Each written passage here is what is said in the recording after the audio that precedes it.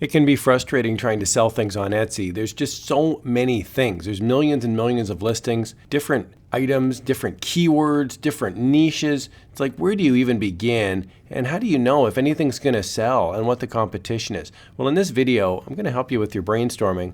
And this is hopefully going to be a fun one. I've got 3 niches that are kind of weird. They're a little bit off the beaten path, maybe something you wouldn't have thought of before. Let's jump in. For this video, I'm going to be using a niche research tool called everbee, and I really like using it. You can type something here into the keyword research tool, and I'm going to type in gift, for example. We're going to get back the search volume, that's the monthly search volume, and then we've got the competition. And as you can see, that's pretty depressing, right? 42 million listings that have the word gift, or in some way Etsy's tagged it as gift. Of course, the keyword score is pretty low here at 0, but we don't need to give up. Down below, there's related keywords, and I can sort these by keyword or by volume, competition. I'm going to click on keyword score, and we're going to see descending keyword scores. Now you can also export this over on the right hand side. As we jump into these niches, I want to point out, I'm going to put a link to everbee in the video description below, and just a heads up, it is an affiliate link. That just means that if you click on the link and you purchase the everbee subscription, I would receive a small commission. I really like using this. I find it really intuitive and actually a lot of fun to do. So let's check it out. Weird niche number 1 is grandmother birth flower gift. You might be thinking, what on earth do those words have to do with each other? Well, there's a website here that I just found online. It's an almanac, and it talks about birth month flowers. So, of course, there's 12 months in the year, and there's different flowers associated with it. And then, of course, grandma loves things like this, right? So when I type in grandmother birth flower gift, search volume 623, the competition's 1800, that gives us a pretty good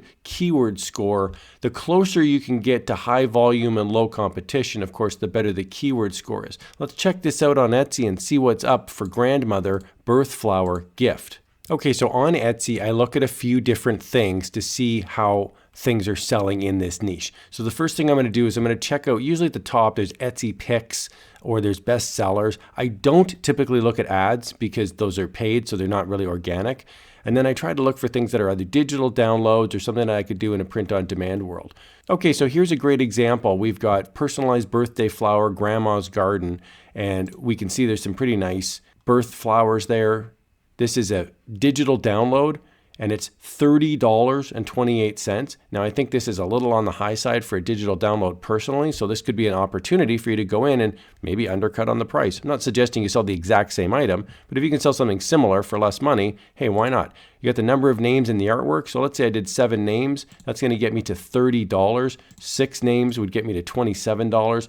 And then here's an option.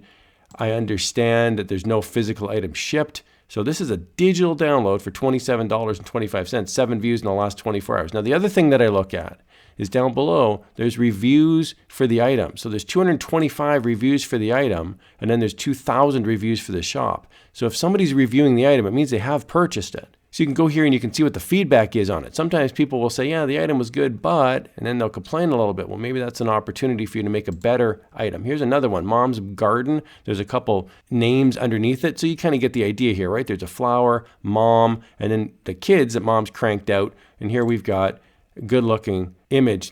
And we can see here, this is $14.32, 20 views in the last 24 hours. You can select the number of flowers, digital file size, and then you can type in your custom requests. Not bad, 20 views. Again, down below, we've got reviews for this item, 48. And you'll notice right here, it says great customer service. Don't forget about this on Etsy. Doesn't matter how great your product is, you do need to sell to a human being, and you need to put in the customer service piece of it as well. Weird niche number 2 is date night. Now you might be thinking, well, date night's not so weird, but it is kind of weird to think that somebody would go into Etsy to shop for a date night. But date nights can happen if you're married, maybe your relationship's in the dumper and you need to, pick up the steam a little bit. So here we've got search volume 2,400. We've got competition about 41,000. That's not too bad. Keyword score gives us 60. So it's not, amazing, but there's certainly some options here if you can create something a little bit better. And there's a huge variety in date night. So let's jump into Etsy and see what's up with date night. Okay, so I fully admit that date night is a very competitive niche. And there's going to be some really cool things we see here, but there's also going to be things that take a little bit of effort to create. So this first one I want to point out is printable date night cards. So this is a digital download, $3.64. And we can see here there's 154 shop reviews down below. So this person's getting going and they've got PDF files, $3.64. And the idea is these are like coupons. And then, you'd negotiate with your spouse or your loved one and you'd say, okay, why don't we make things fun? And, you pick one from the jar, for example. It's a little bit like random and a little bit spontaneous, right? Because sometimes it can be tough to be spontaneous if you're, sitting next to the person for years and years, I suppose. Here's another one that I really like. Now, this one's going to take a lot of work. This one's $33.69 Canadian. It's in 20 plus baskets. Scratch off date night idea. So this is pretty cool. These are date night challenges. And then you'd, hand one to your loved one and you'd say, okay, what do you want to do tonight? Looks like a deck of cards. And then when you open it up, you can scratch them off and, oh my goodness, maybe Johnny's going to get lucky tonight if, he scratches the right card. So there's things that you would do together throughout the evening. Do you want to get away, spend an entire night planning your dream vacation down to the penny? Or if you're romantic at heart, this is pretty neat. I mean, hey, for a deck of cards, $33.69. Here we can see reviews for this item, 287. This person's obviously creating something that's in demand. Here's another one. This is Jungle Survival Date Night Box, $35.09. We can see reviews for this item, 54, and this has got everything in it. This has got some dice, a board game. So if you've got dreams of creating board games, Etsy could be an amazing opportunity if you're looking to start up a business. Again, it's not easy. I'm not suggesting this is the same as printing a t-shirt with print on demand, but if you're looking for a niche that is competitive but a high barrier to entry, this could be a great opportunity. Weird niche number 3 is horror gift box. And this really highlights the appeal of double niching. So here we've got gift box, which is a very competitive niche. But most people, when they're searching for a gift box, they're going to have an idea in mind. And fans of horror movies or horror books, fiction writing, this is a great gift idea. Now we can see the search volume is not a lot. It's 148. The competition's very low. The keyword score is 90. So what happens is over time, you'll establish a branded store, branded items. People will go, oh yeah, you're the horror store or you're the goth store. So here's another thing that I like to do on Etsy. When I type in horror gift box at the top and I start scrolling down, I'm going to see Etsy picks at the top and I'll typically look through those. And then I also do occasionally look through the ads. So here's just a great example, Halloween whiskey decanter set. Now this is an ad, but if you're looking at different things, this can be a great way to brainstorm. It's like, oh, I never would have thought about a Halloween whiskey decanter set. Now, obviously, I've got issues about the trademarking of the Halloween movie franchise, but if you're looking at personalizing whiskey decanter sets, this could be an interesting idea. So it has nothing really to do with the keyword other than horror, but this is a great jumping off point if you're going to be doing brainstorming. Let's jump into the actual gift bags and the gift boxes. Here we've got one Goth Girl gift box, Witchy Woman gifts. I do pay attention to the actual tagging in the listing because that'll give me other keywords that I can look at. This is 10 left and it's in 9 baskets. Great looking price point, $84.71. We can see reviews for this item, 11 down below. Obviously, this is a personalized gift box where the seller has put together items that they can either source out at decent cost or they've made themselves or some combination therein. So this is a great looking idea for somebody who is teenage girl, goth, horror fan.